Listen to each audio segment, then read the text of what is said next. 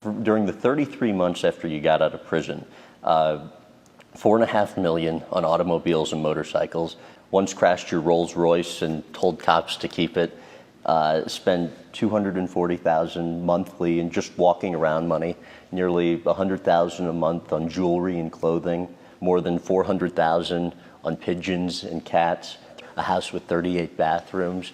To what extent did it almost seem, or did you think that just the money would never run out?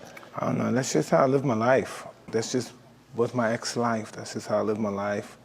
That's my addictive personality. You know what I mean? That's a lot of things. That's my ego. That's so many other things. That's stems from pretty much, you know. For me being poor, never having anything. For me being bitter, angry for being in prison. It stems from a lot of things. I just thought I was tough, and I just wanted to believe that. And really, we're in a different world. This world we live in, this is not a tough man's world. This is a thinking man's world. You know what I mean? Tough men get hurt in this kind of world. What do you consider a lot of money to be? I don't know, $1,000. Oh, please. You know, anything, anything. Do these figures sound correct? Made around 400 million during your career? I don't know, it could have been. Yet end up spending more than you made, and at one point were like 50 million in debt? Yeah, that was amazing too. But how does that happen? Just being reckless and young and foolish and stuff, and really not caring.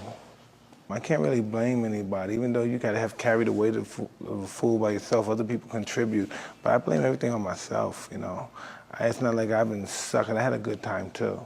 Do you, I mean, ever wonder how things might have been different if you had that support system like the one you're giving your kids now? I don't know. I'm just happy the way I am now, I guess. I'm pretty content.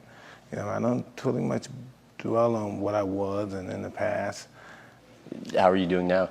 I don't know. I'm alive. I'm able to take care of my house and my kids and all that stuff. I'm pretty happy, you know. But like in that situation in the past when I had these hundreds of millions of dollars, I had so much I couldn't even do so little. There's nothing I can do. Right now I have so little, but I do so much. You know, my objectives are different and agendas are totally different than it was when I was younger, and plus when I was fighting.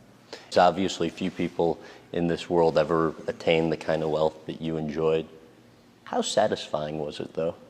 It's like the drugs. You might as well say you have it all, but it's still that empty hole that you're trying to fulfill. That's an interesting subject. It's just you spend as much as you can to try to get that satisfaction, fulfill that hole. It just is bottomless. And what was that hole that you were trying to fill for you? I don't know what it was. You know, I don't know. Sometimes at the state I'm in now, I say to myself, what was that all about?